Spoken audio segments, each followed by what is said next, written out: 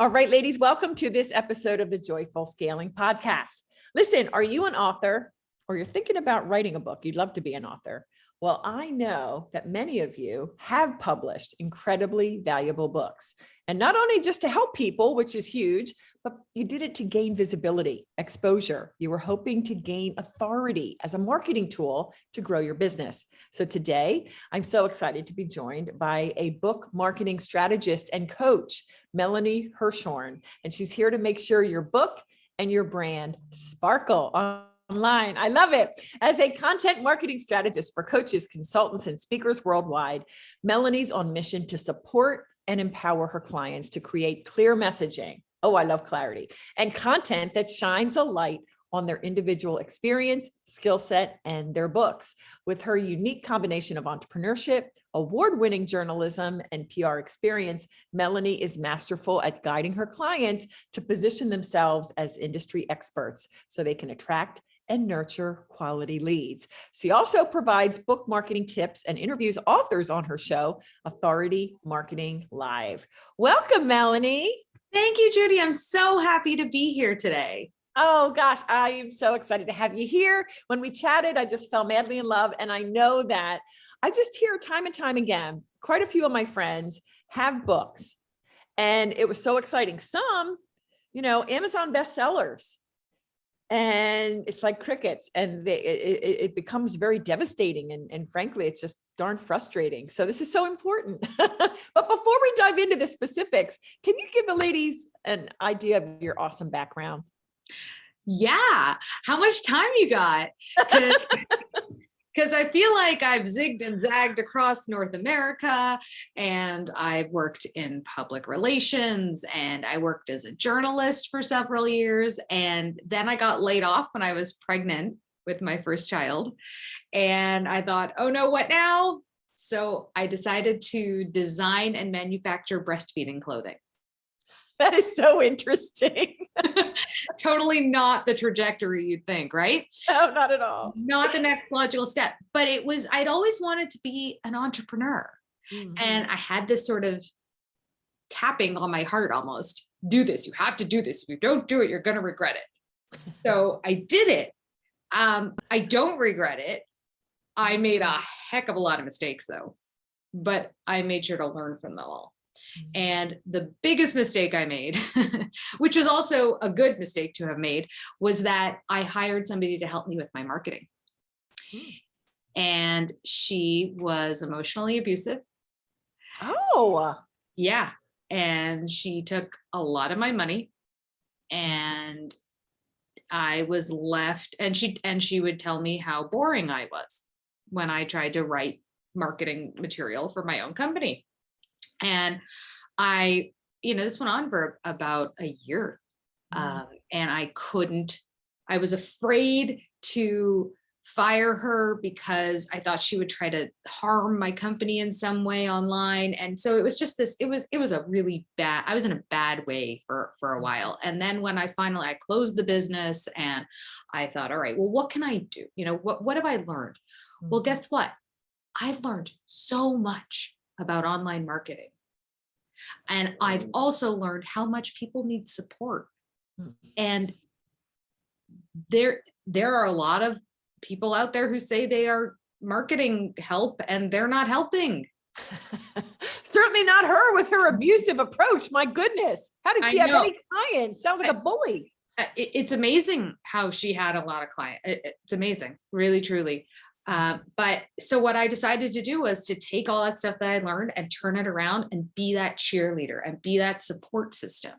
And now I get to do it for authors because, and it's not like, it's not like an author is, they live in this vacuum. Usually the people I work with are nonfiction authors, and they're writing a book because they want to, like you said, further their mission, whatever their business is, and get visibility. And I love how you brought up that people who've written a book, they worry that, well, I wrote the book and it's crickets and now nothing, and I have to just leave it in a box and let dust collect. No, you don't. The book does not fall off a cliff. Still exists. I want today, if you're watching, if you're listening, today's the day you start letting people know about your book again. Today's the love day. that. Oh, I love that. You know what? Today is the day. Sister, you're preaching my words here. Today is the day. All right. So let's jump in. So, we might not go in this same order, but let's just hit it, the deer right between the eyeballs. Okay. So why is it that you can have a #1 bestseller and nobody's buying it? Like, how's that even possible? Or like, how does that even happen? Okay. You ready for me to pull back the curtain? Yes, please. Bestseller campaigns. You can have them. You can pay for them. And they're great if you want to be a bestseller. But it's not necessarily your ideal client, your ideal reader who's going to be buying that book. It's the people who are already in your orbit that you're getting them on board your launch strategy. So that's how. Okay. And if being an Amazon best-selling author is something that you desperately want to do, then amazing, go for it. Absolutely. But know that it takes much more than that sticker on your book to really make a difference. Right. And so, yes, it is a credibility marker, but it's like, okay, how are you going to leverage that credibility marker to get you in front of the right people, to get you work? That is so good. Okay, so let's go back. Now, a content marketing strategy. What the heck is it? And why do we need one? Right, exactly. So I know that's why I've started calling myself book marketing strategist, because that at least kind of gives you an idea of what we're doing. So content, what is content? Content is everything you put out online, whether it's a video or a meme or a post of some sort where you wrote down all your feelings about your dinner. That is content, right? So the thing is that a lot of people who are authors, who are business owners, they know they need to post online, but they don't know what they need to post online. So they think, well, this could be good. And they post something and then they walk away and they wonder why nobody's responding. Content marketing strategy is knowing what to post, how to post, and where to post, and then being consistent about it. Because if you show up, you're going to see that your audience starts to show up for you. And I'm honestly, I can say this to you, Judy, I'm living that now. I'm living that now. I go live on LinkedIn and people reach out to me. I need to meet with you. That didn't used to happen. My messaging was all over the place before I narrowed down to book marketing. And I'd say like, hey, do you need content help? And people will be like, I don't know what that is. Keep scrolling. But when you're clear with your messaging and when you show up for people and you give value, then they say, oh, I need to work with her because that's what I need right now. I need help. And I think that she can help me because she's showing up, she's giving value, and I'm learning to know her a little bit. I'm learning to like her. I'm learning to trust her.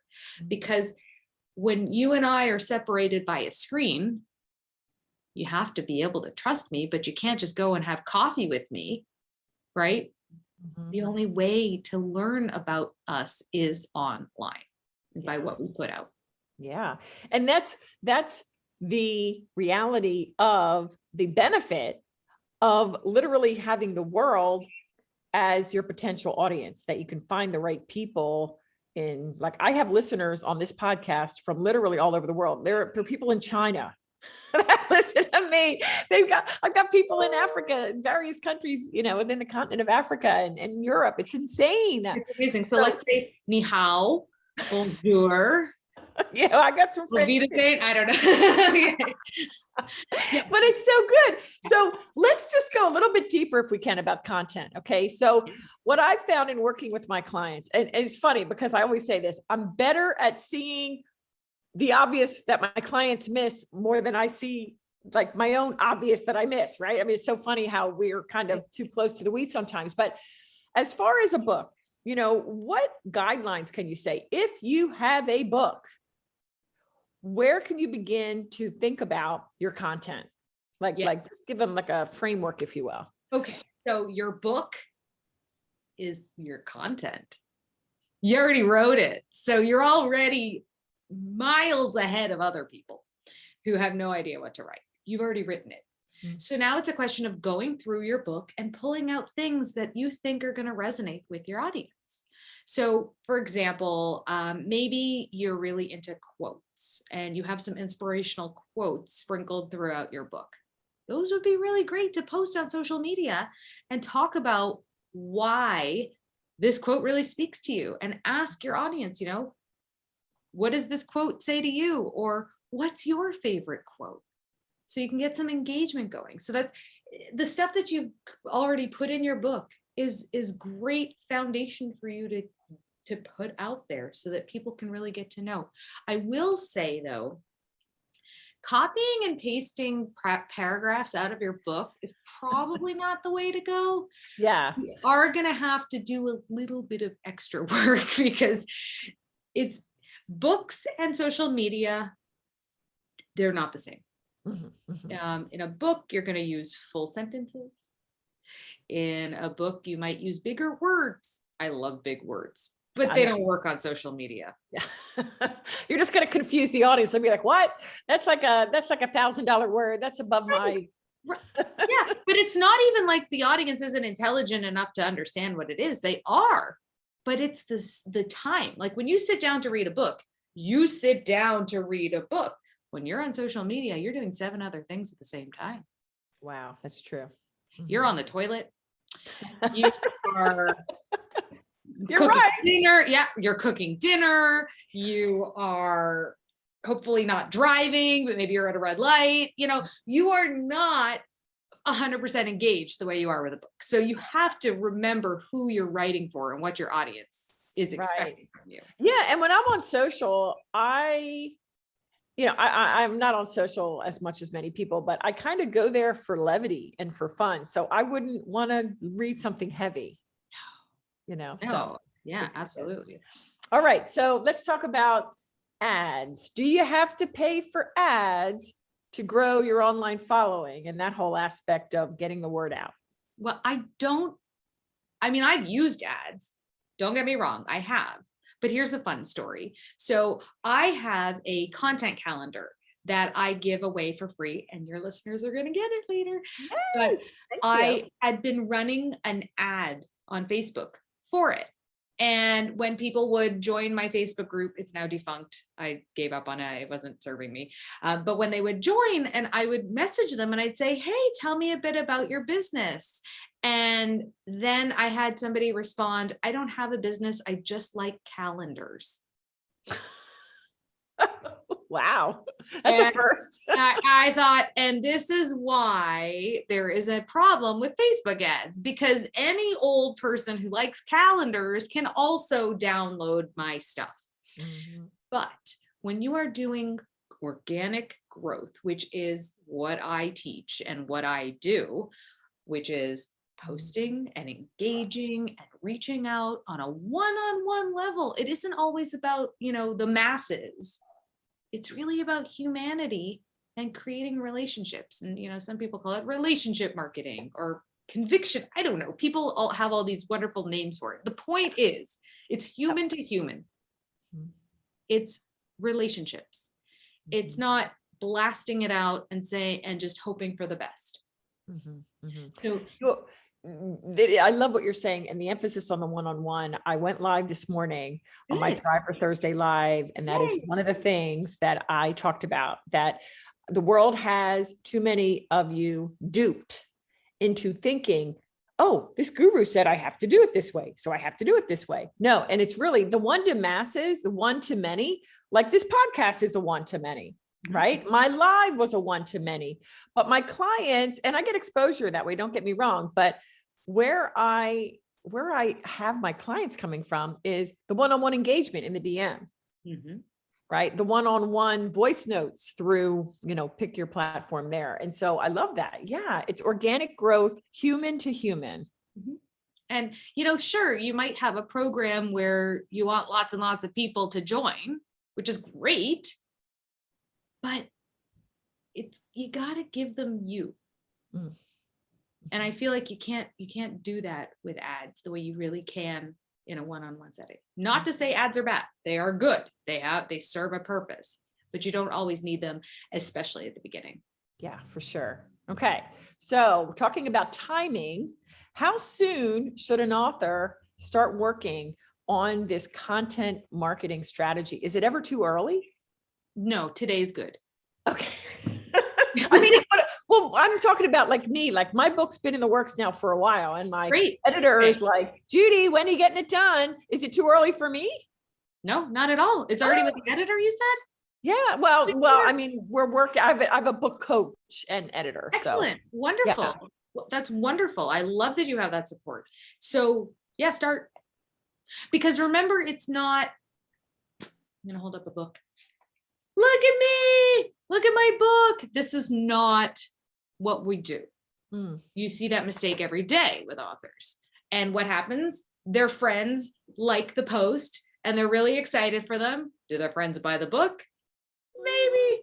Are their friends their ideal client? Probably not. So it's more about what's in the book. And you can tease the book a little bit. So you could talk about something in the book. Like, what's your book about? I'm gonna coach you. Go. Oh, you're so awesome. Well, it's pursue the impossible. I love it. really want to embolden women to, that big dream that you think's impossible. That's the one you should be shooting for. Okay. So what if you start talking about, asking a question? What is that one thing that you think is impossible? Mm-hmm. And then you can say, the one thing I thought was impossible was writing a book. Guess what? I'm doing it. And it's about this. Tell me below, what is one thing that you think is impossible? Because I want to empower you to realize you can actually do it. There, beautiful. We just talked about your book. We just got people excited and we got some engagement right there. Mm-hmm. Wow, that's really good. I love it. So it's never too soon. Never too soon. Today's the day. That's so good. That's going to be the theme of this one. Yeah, it might be in the title, I think. But all right, so what's the difference then when we're talking about content marketing? Because I've heard that, of course, outside of the book thing, the book realm. Well, what's the difference between content marketing and a bestseller strategy? Is that what we talked about earlier with the whole deal of, we just want to get people to buy the book for $1 so that you get that, thing on your book? Think of the bestseller strategy as getting the sticker on your book, and a content strategy as the long term. It's the long game. It's what grows it's basically creating your platform online. It grows your authority. It shows people that you are an influencer in your space because, hey, look at all this amazing stuff, this amazing value that you have put out online over the past 4, 5, 6, 7 months. Mm-hmm. Wow, she really is an expert. And she wrote a book on it too. I need to buy her book. Mm-hmm. Okay, awesome. I love it. Okay, so how about big mistakes that we haven't talked about? Are there like big mistakes that, I know we've touched on a bunch, but is there anything else that comes to mind in the way of things you've seen authors doing and it's like you feel bad and you're like, of course that didn't work? Yeah, there are a few. Now, I want to say that having a publicist is a great thing. And it's also a great thing to have your platform created prior to hiring a publicist. Some people think that it's one or the other. And I am on a mission to show you that when you have a publicist, as wonderful as that is, if you're on the Today Show, and somebody sees you and then they start looking you up online and there's nothing there, they're probably not going to buy your book. That's a myth. Yeah. Yeah. So don't think that hiring a publicist is going to be the be all and end all. So that's one mistake I see. Another mistake is people giving up too quickly. Mm. I know that it's arduous. There's my big word for the day. I know I wouldn't put that on social media. Tough. It's tough. It's hard. really hard. I know it's really hard to be consistent. It is. And that's why, when I work with my clients, I am that support system too. And I am that cheerleader, and I am going, okay, here's what you got to do this week, because you have to do it in order to be consistent, to keep showing up and show people that you are there for them.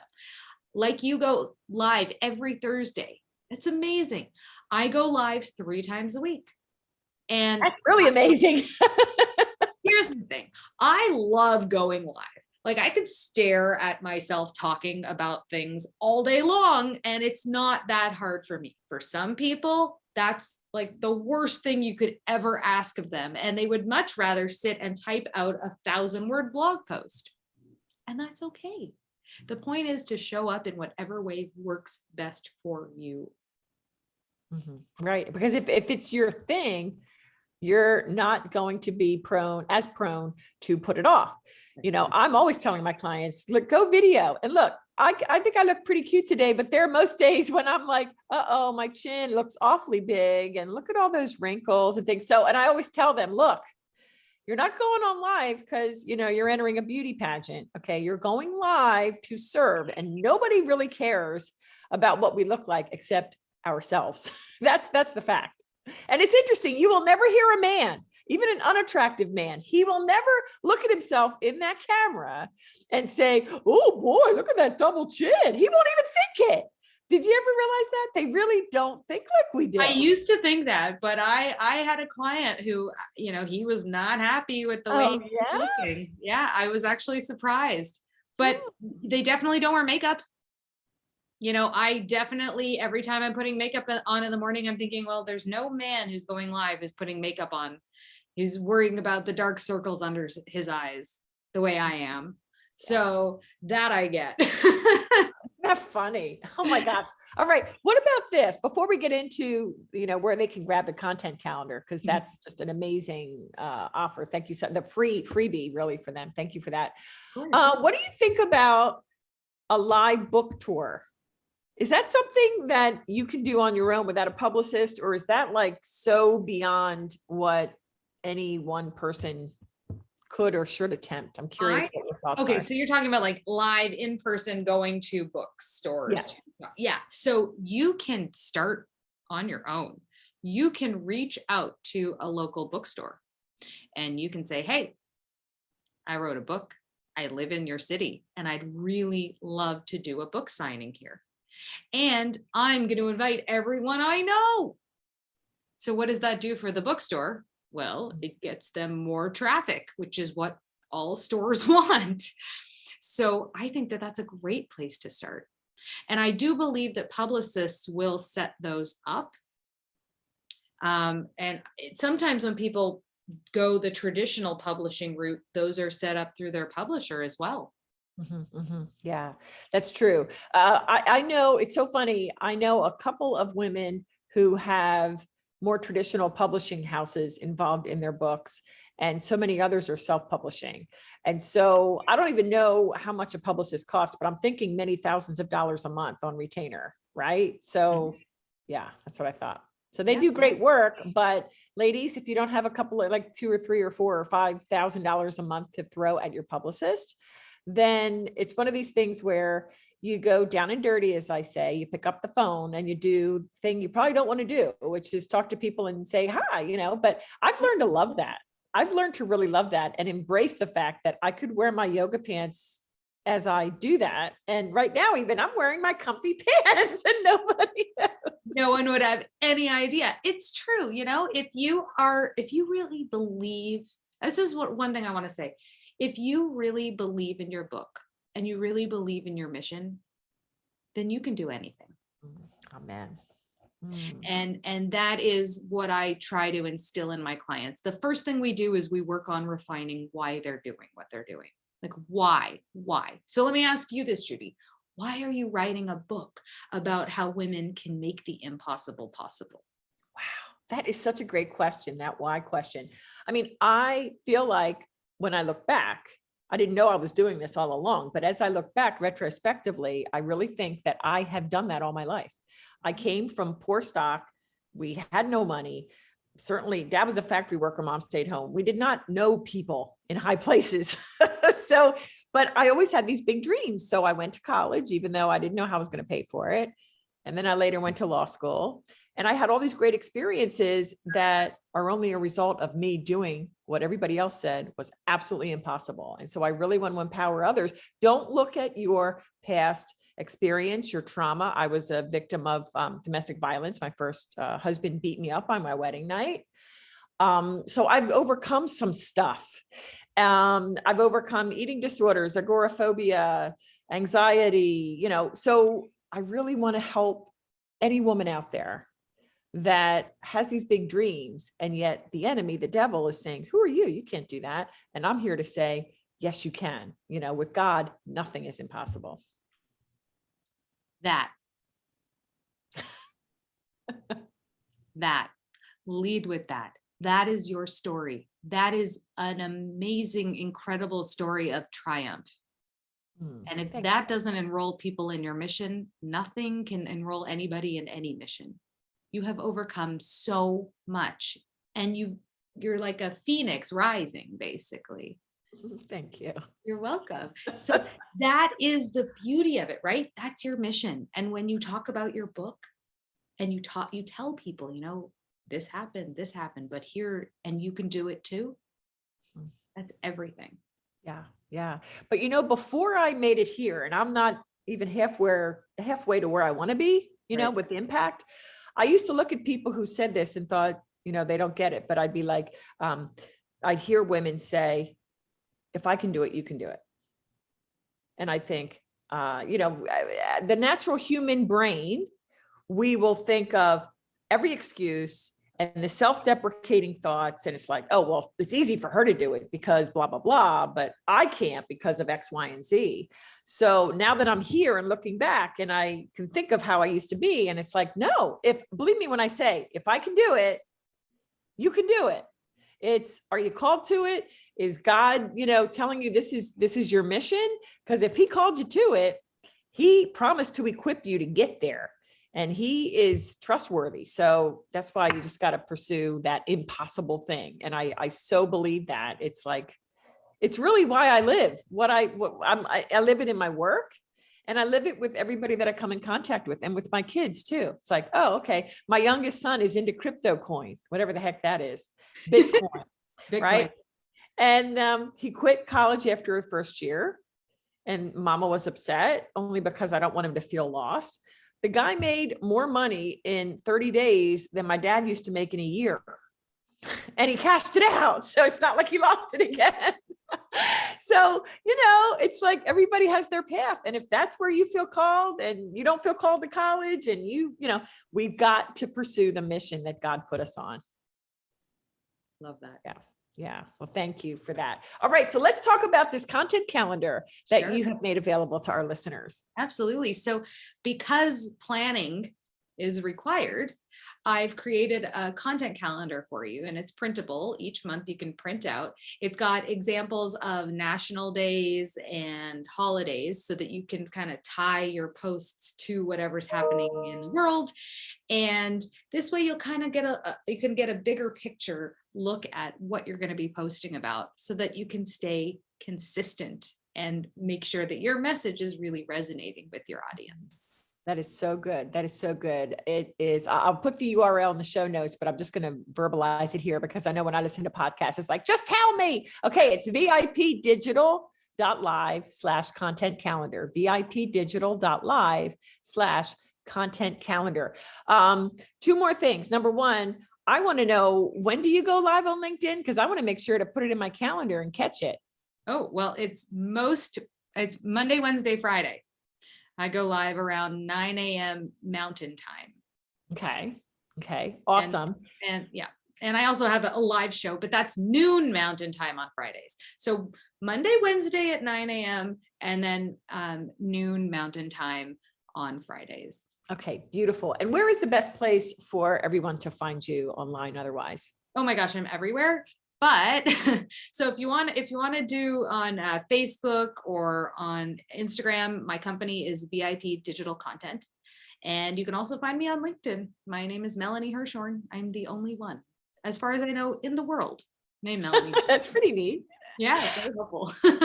Well, Melanie, thank you so much for being here with me. You have dropped so many great nuggets. I'm sure, and I can think of 3 of my friends who have written books, and I'm going to make sure to shoot this out to them, make sure they don't miss it. So thank you so much for being here. Thank you so much.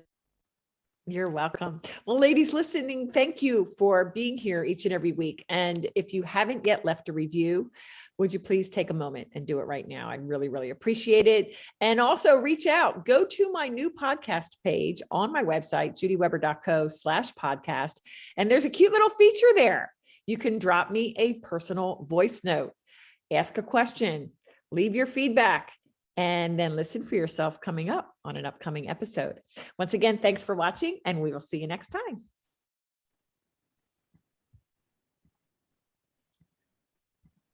Well, that took